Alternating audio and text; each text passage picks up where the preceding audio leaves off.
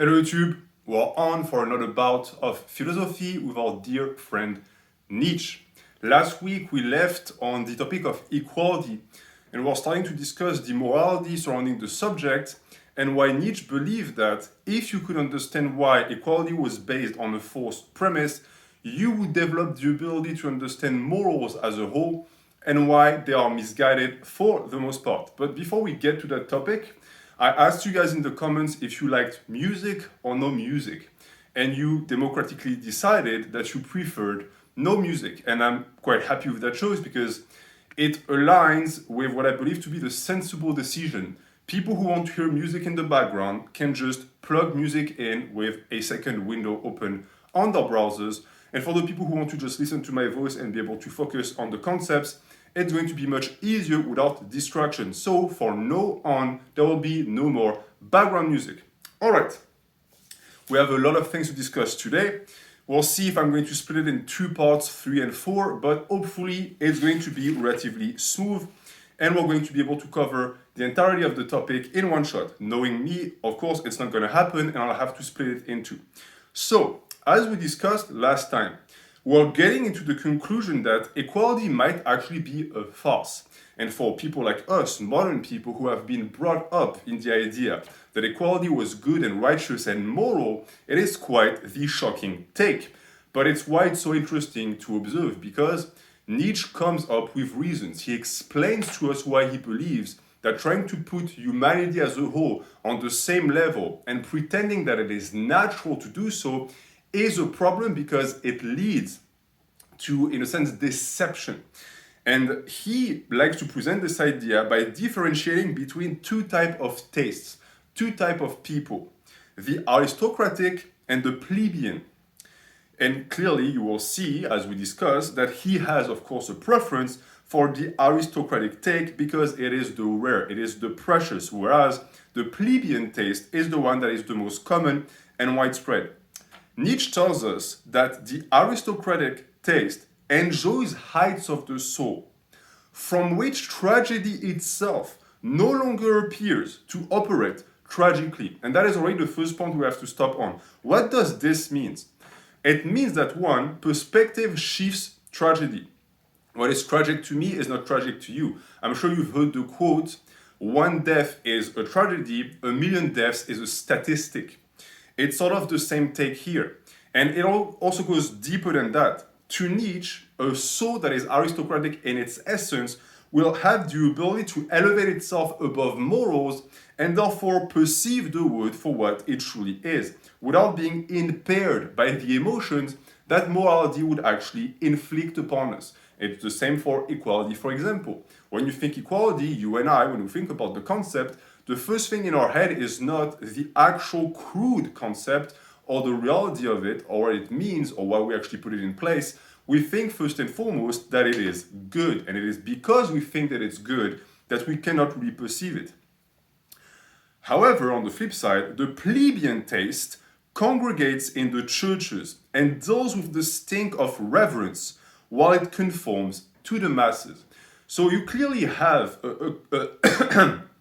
an analogy that is quite striking here. You have the ego, the aristocratic ego that flies above the crowd, and then you have the crowd. The ego is much less numerous, but it's higher in stature and in nature also. Whereas the rest is just, again, a herd of sheep, is what nowadays we would say. And there is a reason why Nietzsche says congregates in churches. Many people point that out and say that it's his hatred of Christianity. I don't think that that's true. We'll see that in chapter 3. Nietzsche didn't detest Christianity. He hated what it became. He hated what religion did to people when they stopped thinking for themselves, when they let the religion dictate their life. They end up, again, conforming to the masses, even if the masses are incorrect. Those who never breathe fresh air have different values from those who do. And that is the question of perspective all over again. And it's tough to argue against that. Even if you disagree with the moral conclusion of it, and you could tell me, for example, that you disagree with the idea that the aristocratic take is the superior take, what you cannot argue against is that there are different factions of humans because there are different environments in which we actually are going to develop our sensibilities. And so by default, there are going to be oppositions there. And anytime there is an opposition, there is a clear superior and there is a clear inferior. An example to decide which one is the superior or inferior would be to take a book and to decide what the book does to each person. For example, the same book cannot touch them equally, meaning that if you give me or if you give someone else a book, an amount of content, we're going to interpret it differently, we're going to have different conclusions on the book, and we might also have, in a sense, be impacted differently as well. A book that could change my life because I think it's positive could be seen as negative for someone else. That is the difference of sensibility between humans. That difference that also establishes that outside of what we call equality, there is a clear sign here that we are not the same, and yet we pretend to be. Interestingly enough, there are certain types of people that Nietzsche has decided and stipulated that they belong to the masses, they belong to the plebeian taste. And the one that he perceives to be the most glaringly obvious is the youth. Young people are conformist, young people fall into the mass. They are untrained and youthful souls, and they lack nuances because they have a complete taste for the unconditional. And if you can try and recall back to what you were when you were younger, especially if you are now a middle age or if you are a young adult, and you can recall your teenage years, you will remember that you used to be like this. And there is truth in this, that when you are young, you have a tendency to just completely forgo nuances, and the only answers you want are black and white. That is a very childish way of apprehending the world. But the interesting part here is that there seems to be that in this modern age, many people are still like this when they're 40 or 50, meaning that they never actually graduate from that. It seems acceptable for a young soul to be incapable of accepting difficult and complex nuances, but it becomes a problem for grown humans because it means that their ability to think about concepts is strained and their perception of the world with it. And that taste for the unconditional is, of course, something that you need to fight in yourself. We have a tendency to like, again, black and white thing, simplifications, as Nietzsche would say, but the issue is that simplifications tend to be falsifications. And that constant falsification eventually leads to doubting the self, as its perception has been of nothing but great disservice to its wielder. That is step number 2. You start young and you accept everything at face value, everything that fits your taste for the unconditional, and then one day you grow up. But sadly, you don't grow up to actually just graduate from that mindset and evolve as a man or as a woman. You evolve and you grow up to resent past you, because past you was an idiot. Past you led you astray. But that resentment prevents you from actually going forward, because now you start to doubt the self. Instead of understanding that your ability to utilize the self to perceive the world was flawed, you start to believe that the self itself is flawed, and therefore you also start to lose trust in other humans because they possess a self as well. And so if you went through that phase, surely they did as well. So how can you trust anyone to see the truth or reality for what it is? Well, you can't.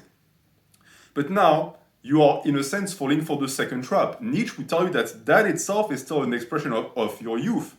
The issue that you faced was never the ability of the self to perceive. That you always had.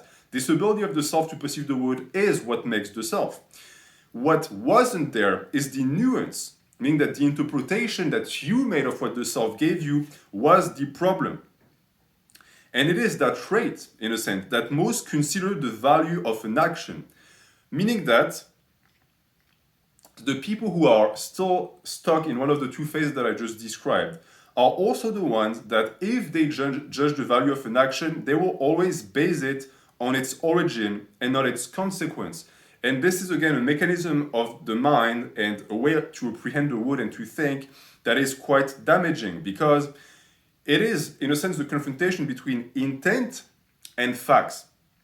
And it's something that Nietzsche insists on because he perceives the world to have shifted more and more towards origin and towards intent and not towards consequence, meaning that we shifted from factual consequences, things that are tangible and quantifiable, towards emotions, towards what is inside, what was intended with the action. But if you think about it, it's a very poor way to actually try to judge, because when you pass judgment on people, it's always easier to have correct judgments if you look at factual things. Whereas if you constantly interpret, you quickly find out that intent is too subjective for you to be able to actually grab. So you're either going to make stuff up, or you're going to end up in a situation where even if you do capture the intent of the person, it still is not enough to understand the action because you ignore the consequence.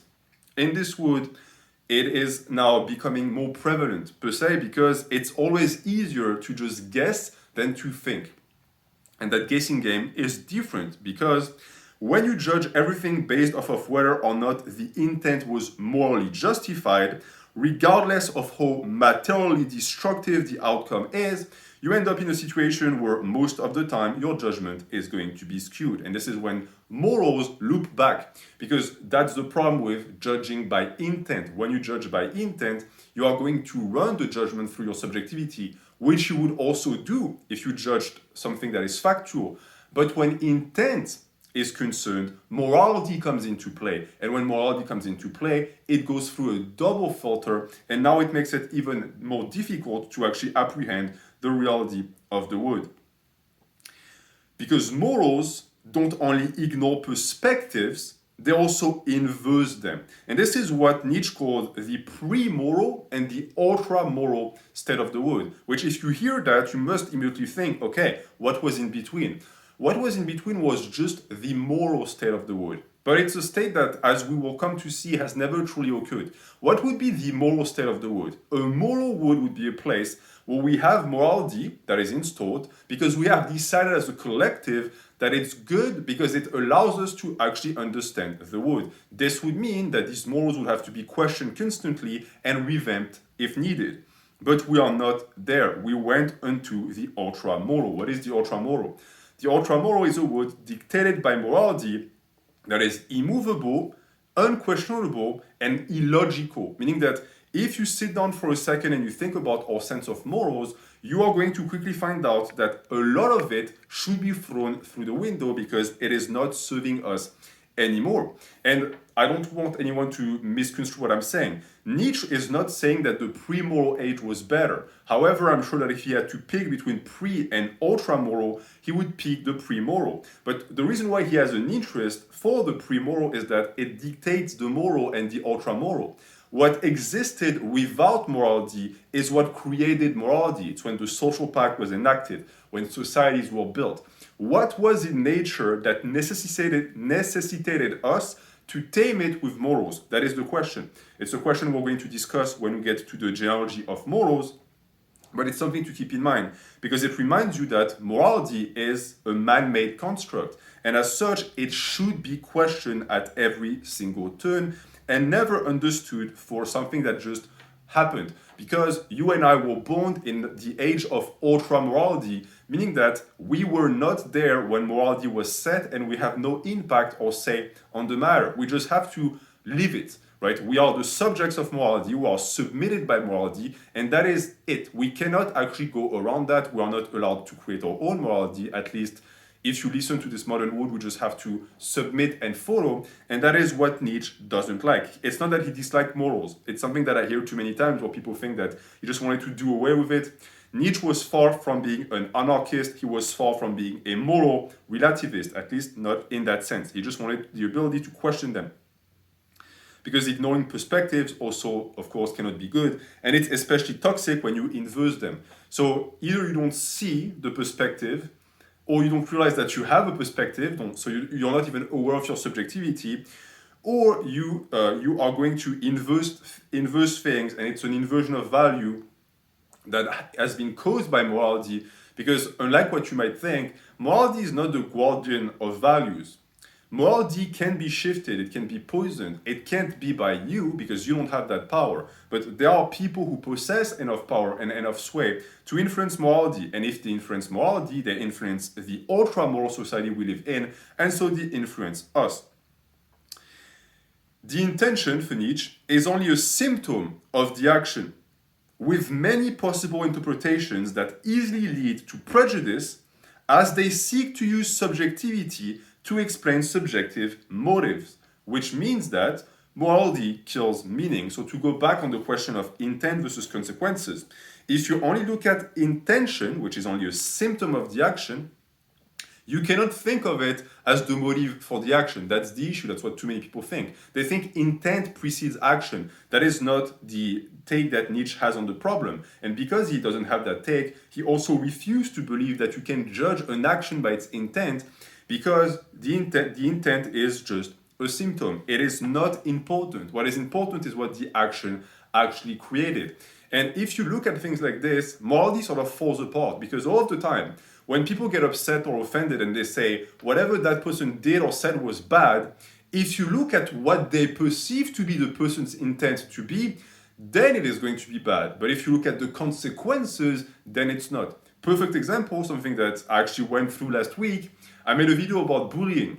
And if you just look at the video with intent in mind and you assign an intent to the video, you will think, oh, he tried to justify bullying. That is bad. That is if you judge with intent.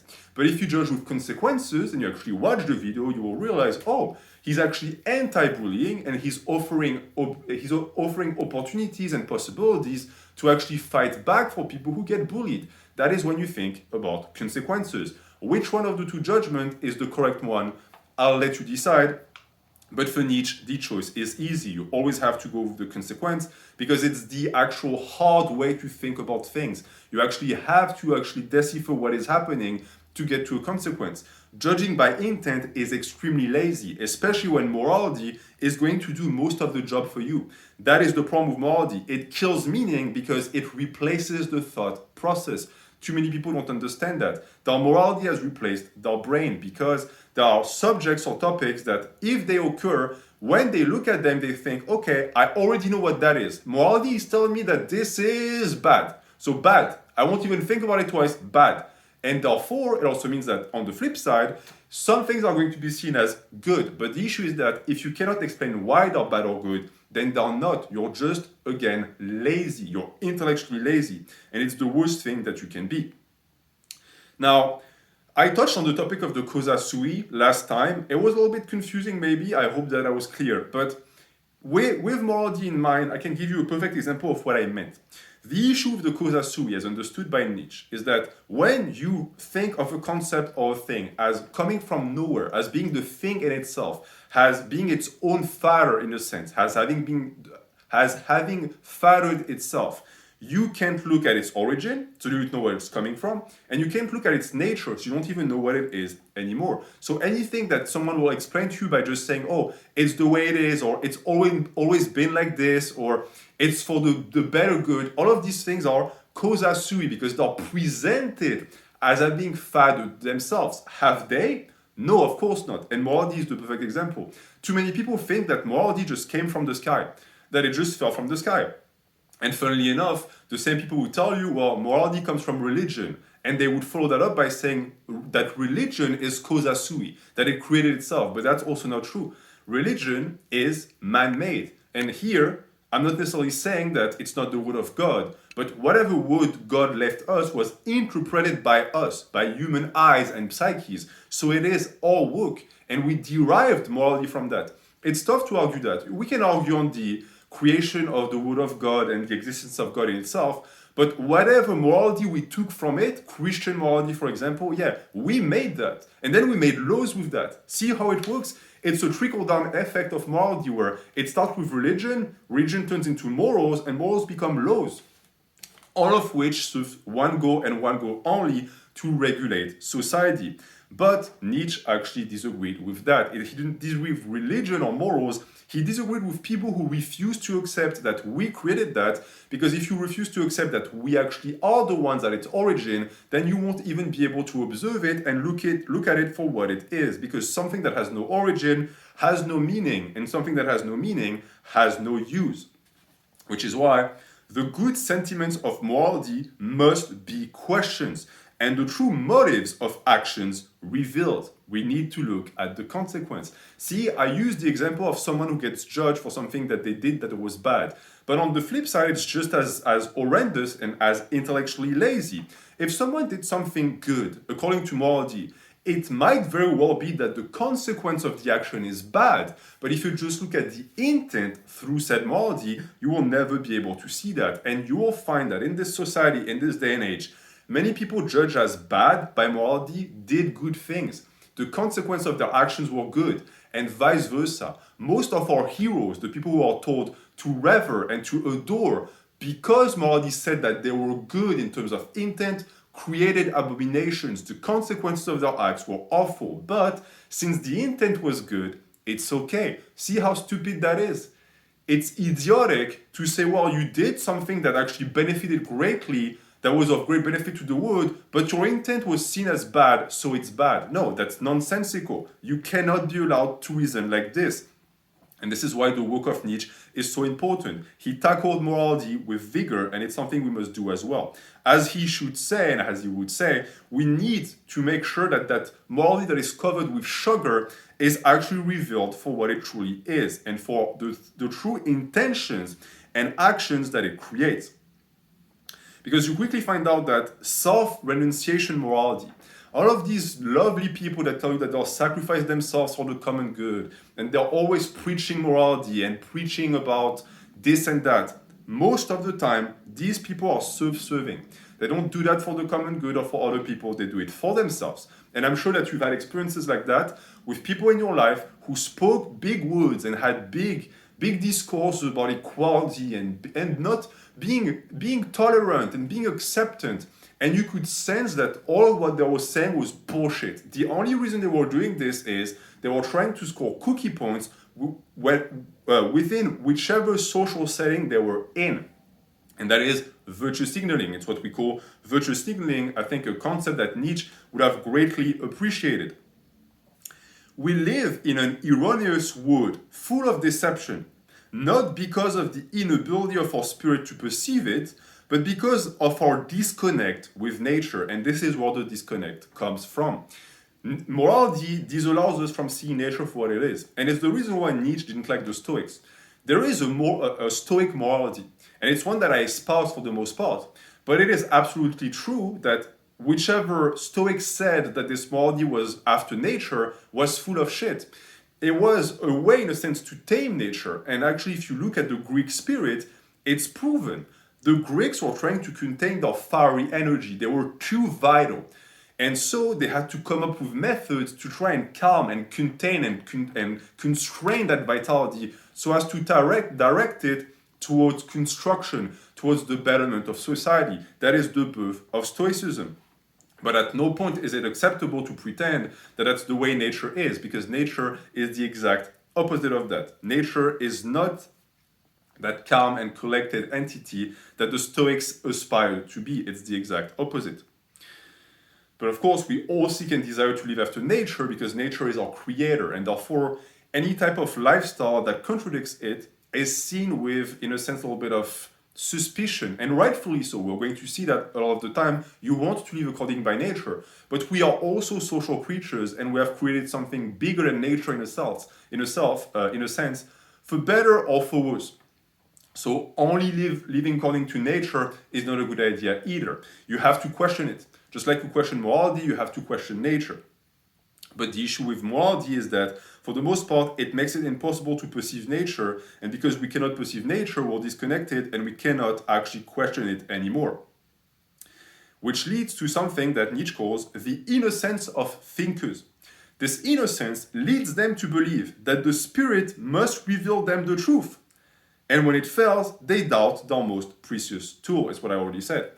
If you believe that you have the ability to perceive the world for what it is, but you're constantly blinded by morals, you are going to be deceived by your own perception of the world, not by the world itself.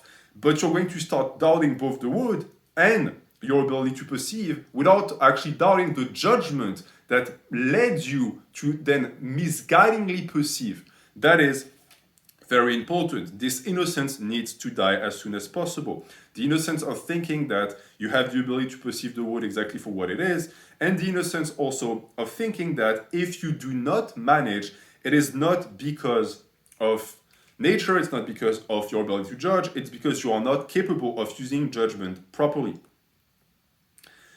And this is why the philosopher must remain distrustful. It is the number one quality of a philosopher to not accept things for what they are. If philosophers were not like this, there would be no philosophy, because they would just look at the world and say, okay, I accept this as truth. And the problem is that if you do this, you cannot actually look for truth because you already found it. So philosophy is the constant quest for a truth that is impossible to grasp. And because it is impossible to grasp, we have to remain distrustful. Anything that is presented as true, like morality, for example, needs to be questioned so that we can reach a deeper understanding. Thinkers, and we're looping back to what I said about people who start to doubt the world. And I'm sure you met these people who say, oh, the world is a simulation, or this world is an illusion. These people are thinkers that end up doing away with the seeming world to access the truth, and therefore they finish empty-handed. So it's an amalgamation of everything I just described. It's the people who doubt the world and they doubt their perception, but they still want to look for the truth, of course. So what they do is they try to look for the truth with their eyes closed, and of course that doesn't work. You also have those pretending to search for it for goodness sake, so again, the sentiments of morality, for the greater good, etc. And these cannot find it either. Why? Because anyone who goes into philosophy to find the good goes into it with a preconceived notion about what the good is. So they come in with morality in their heart, meaning what? If they find anything that deviates from their morality, they will ignore it or call it bad, even though this might be the truth they were looking for. And it's my personal opinion, and I think Nietzsche would agree, that truth tends to be found in the most taboo of topics, in the most recluse of concepts, in the inner darkness of the human spirit. This is where the truth is. This is where the most interesting discussions are, because this is where we touch on the unknown. But this is what is left mostly unexplored. People like to say that the sea is 90% unexplored. I like to say that the human spirit is 99% unexplored. We have barely scratched the surface of our nature, of what we truly are. So we need to keep digging. The only thing needed to understand the world is the world itself. Special lenses that differentiate our emotions from our perceptions rob us of this special perspicacity. So, in a sense, if we go back to the pre-moral stage, I think that the reason why Nietzsche had a tenderness for the pre-moral is because he perceived it to be the age during which men were the most capable of understanding nature for what it was closest to its core. And we lost this the more we moved away from it. And I think it's also shown in our relationship with nature. It's not just that we can't understand it, we barely live with it. You have people who live in jungles of cement with no trees, shit oxygen, and no real connection with where they came from, with this wood. They live 100% in a society made up by this modern wood, and it leads to a disconnection that also leads to a disconnection with themselves. They are starting to lose who they are because they are not living in an environment that is conducive to finding who they are. So that's only logical. It's a discussion for another time, but as someone who lived in a big city for 20 years, I can tell you that living in a big city puts a different set of thoughts in your heads, a different set of desires in your heart, and you start becoming something else. You're not quite non-human, but you're not fully human either. You're something else. And that something else usually doesn't lead to happiness. It's something that I personally have found. So that is going to be that for this discussion on morality. It is extremely important, yes, that we are able to control our emotions, but the subjectivity that comes with it cannot be done away with. So for all of the Stoics that want to just ignore emotions, that's not what Stoicism is about. It's about the control of it. Because the control of emotions allows for the perception of the world around us. And if we're going to talk about perception, and again, lenses, in Nietzsche's word, the only lens needed, so the only lens that was available for people in the pre-moral age, was the will to power. It's the only thing that resembles a morality that was accessible to people, but it was a morality that was birthed by blood, meaning that you had it in you. You can call it an instinct. And to remind the people who might have not followed the previous installments, the will to power is the simplest expression of the self for any living creature that tries to expand its power. So it has a reserve of power in it, and it tries to express it. And that can come through many means. It can come from domination of other people. It can come from expanding one's territory. It can come from claiming food. Anything that is an expression of vital intent is seen as will to power. And to Nietzsche, that was the end-all, be-all.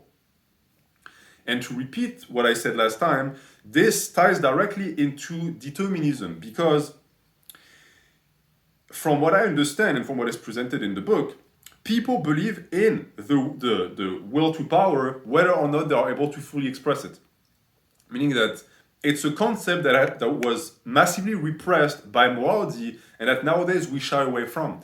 Our deepest and meanest instincts are not readily observed because they make us uncomfortable. We would like to believe that we're superior to that we graduated from that state.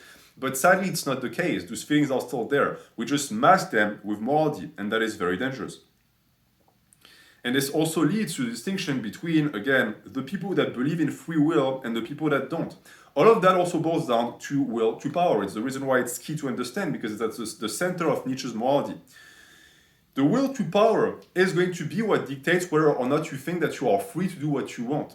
If what you do benefits you, you will believe that you are free from fatality. But if you believe that you are a slave, or if you are someone who is, in a sense, not enjoying your life, you feel like you are being submitted by a force you cannot control, you are going to come to believe that your will to power has been replaced by something else, and that something else is determinism that dictates your life.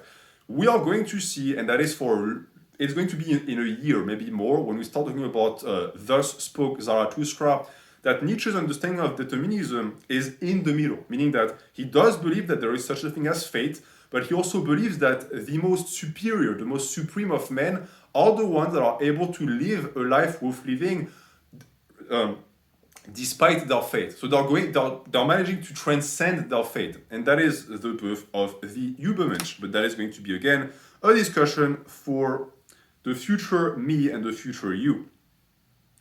Now, it is extremely important to say that just because we put the will to power at the center of the universe doesn't mean that we disprove God and not the devil. It's a very beautiful formulation that Nietzsche actually presents in the book. What is God? God is morals. I explained that already. It's what birthed religion. And what is the devil? The devil is us. It's our portion. So if you do away with morality and you accept that the portions are the center of what makes us, then you accept the devil and you reject God. But that is not what Nietzsche wants to do. Au contraire, our current morality leads us away from God, aka nature. Morals are born from will to power, and any that do not obey these descendants can be ruled out as unnatural and perspective shifting.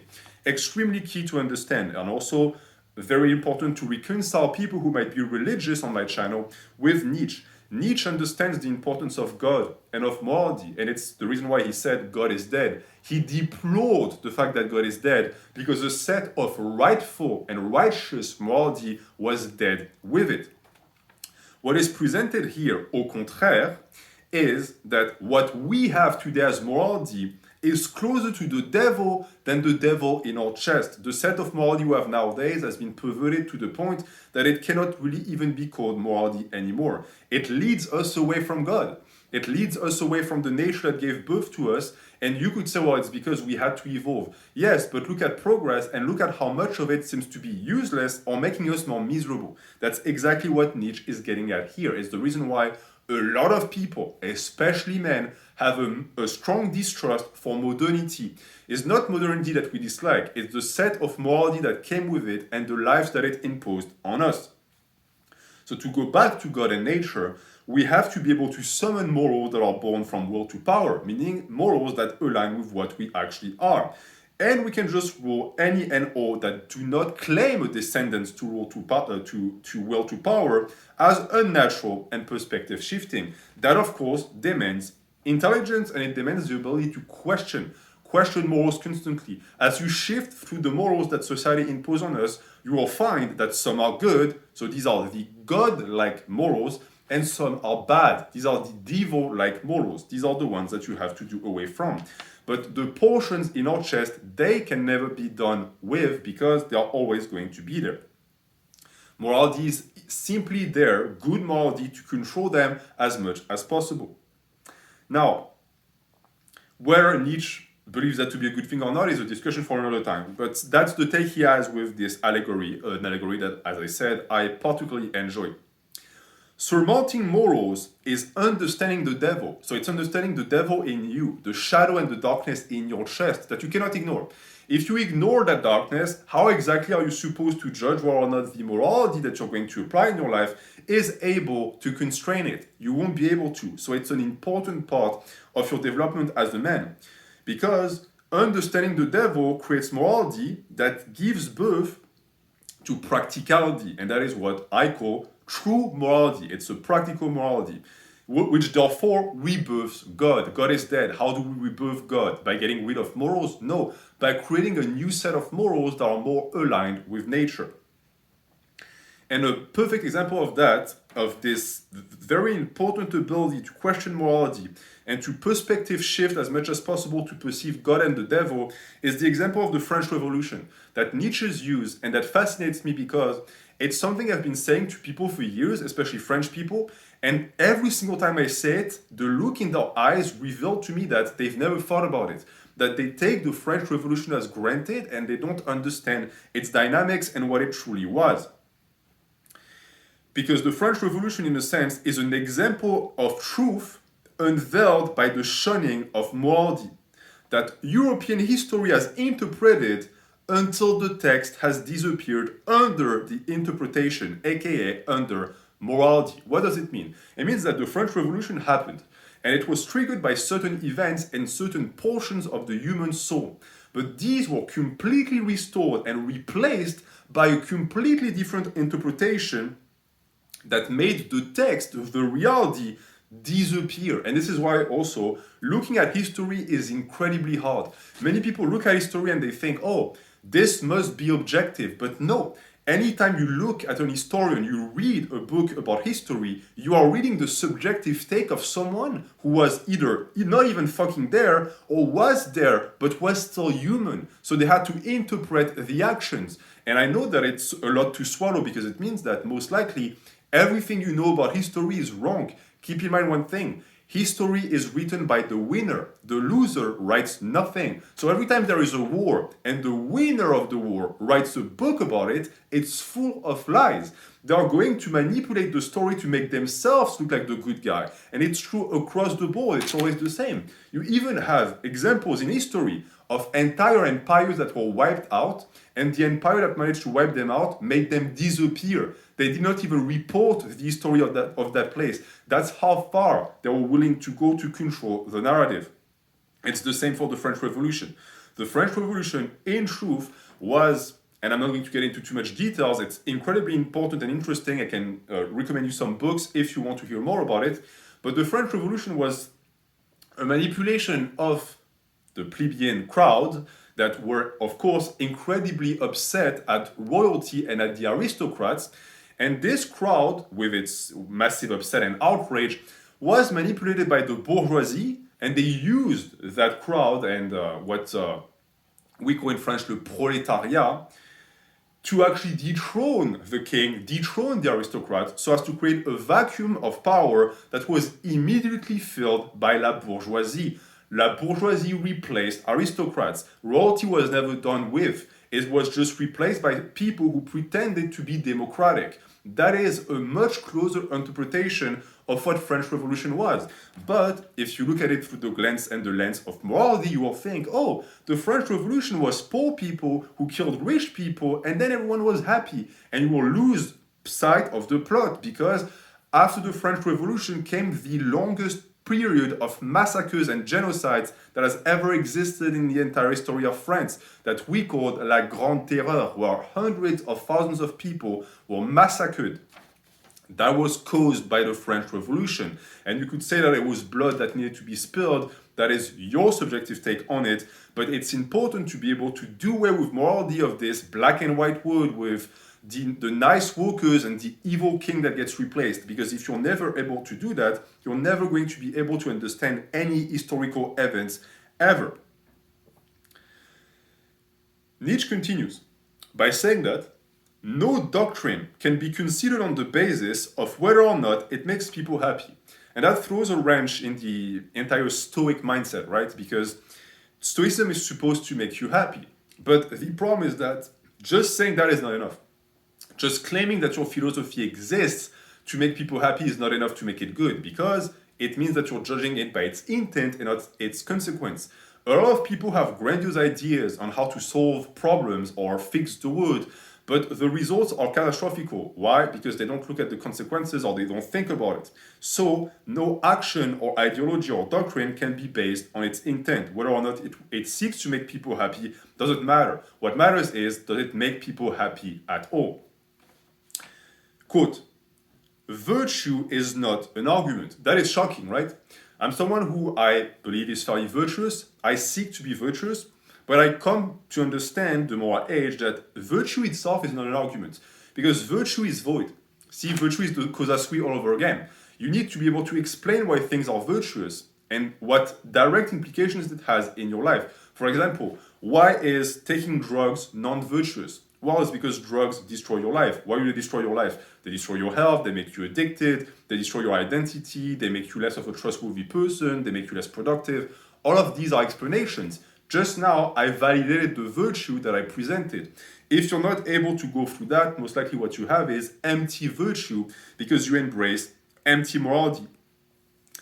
So as long as a virtue doesn't possess the ability to explain itself outside of morality, then it's not a virtue anymore.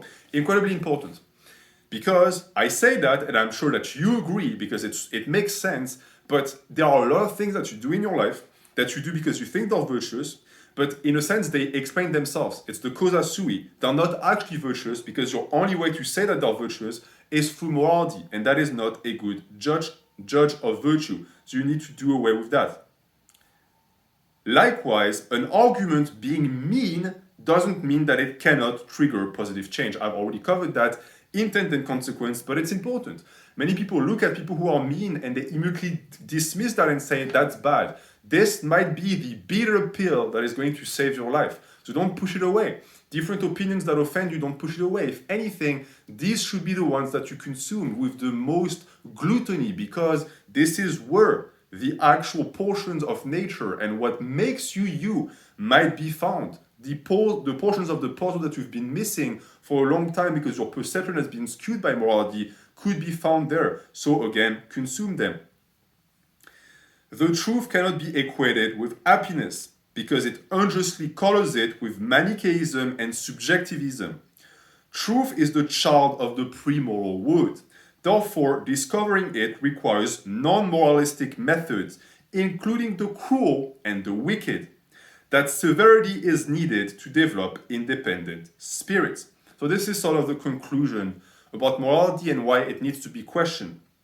It's because if we are looking for the truth as good philosophers, we have to be fully distrustful, and distrust means that we have to question the filters through which we perceive the world, because if not, the truth is going to be impossible to actually reach. It's going to be colored, we're going to think in black and white, or we're going to let our subjectivity disallow us from accessing our true subjectivity, if that makes sense. Because keep in mind that morality is a subjectivity, but it's a subjectivity that replaces your own that would just be your ability to perceive what works for you, what is good, the thing that have good consequences. All of that is replaced by a subjectivity that is completely ineffective, so it needs to be burned down.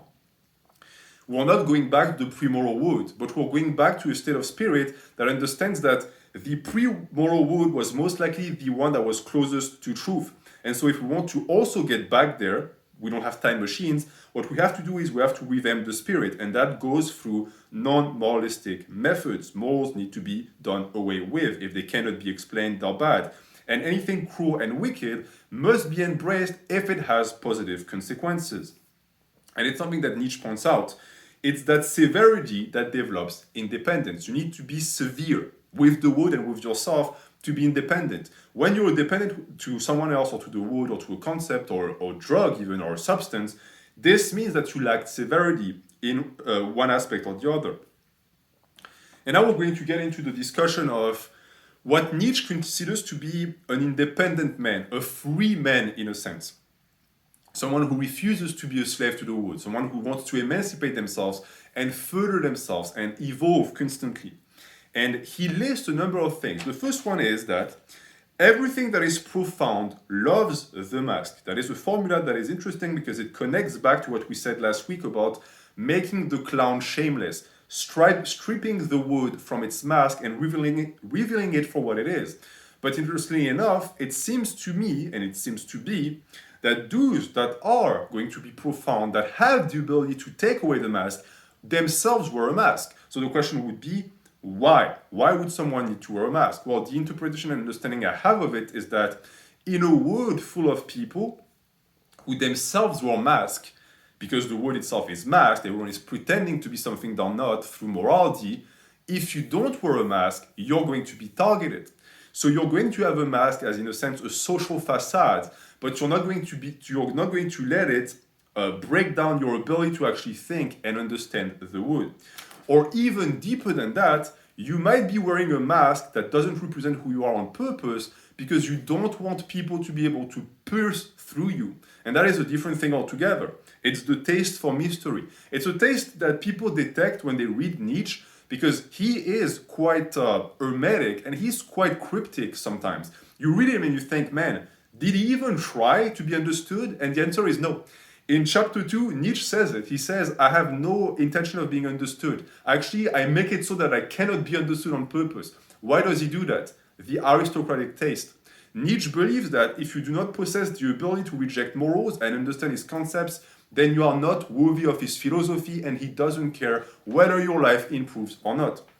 That is something that is actually quite common with highly intelligent people, where they will just completely refuse to dumb down their concepts or dumb down their practice because they believe that whoever can grasp it deserves it and the rest doesn't. The plebe cannot grasp Nietzsche and the aristocrats can. Now, I'm a little bit opposed to that because I'm giving you an interpretation and I hope to make it as accessible as possible because I think that everyone can benefit from Nietzsche. And I think that sometimes the only thing it takes to take a person from the plebeian to the aristocratic taste is a word. It's a simple sentence that is going to shift their perspective and just uplift them as much as possible.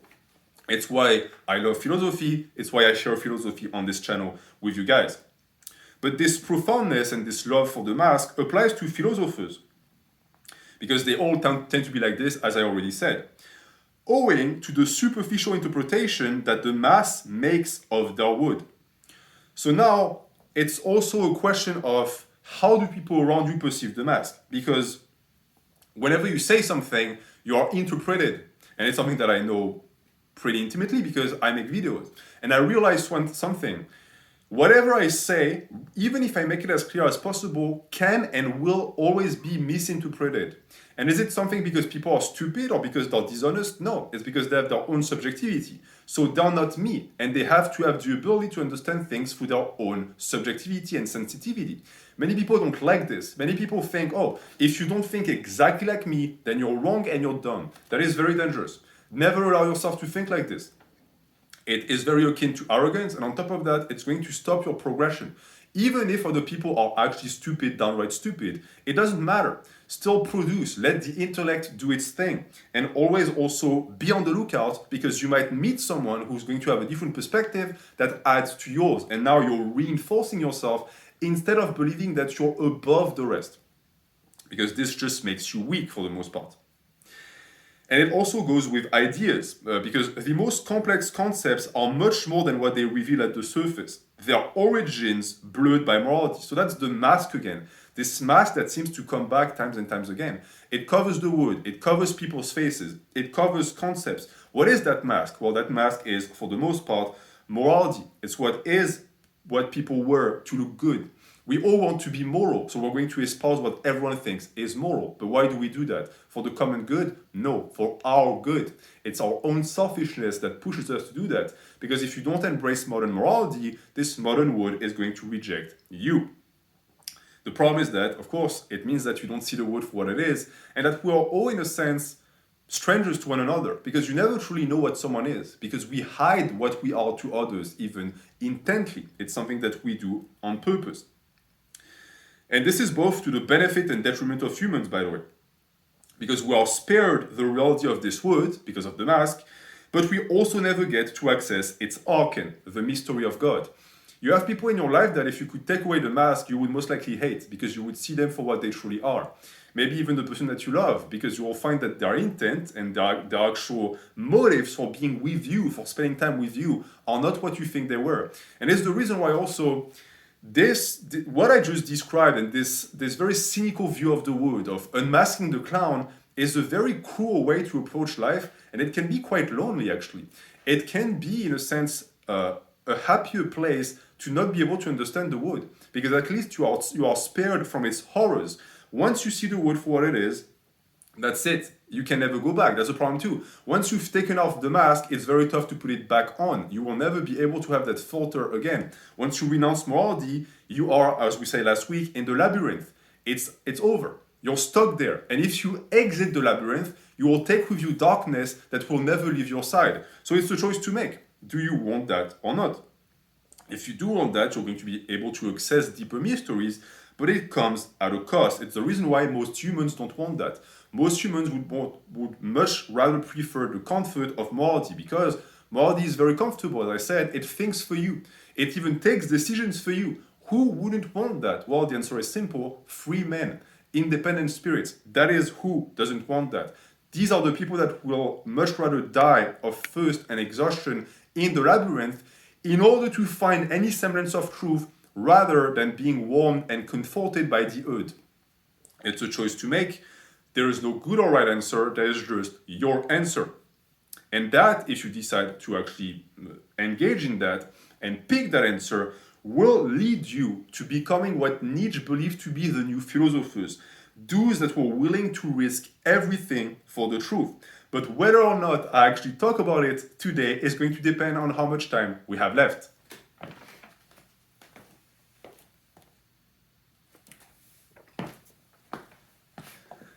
And as I expected, we do not have any more time left. So we are going to have to wait. And I was almost prophetic in my announcement in the end of part 2, because I told you that part 4 would cover that, would cover the new philosophers and the ideal that Nietzsche had in his head for the free man, the man that would actually exist above the crowd, that would be that ego we described. So it's something that you can look forward to. Give me your feedback, let me know what you thought, and any type of interpretation of yours is, of course, always welcome. Thank you for watching, and I'll see you in 2 weeks.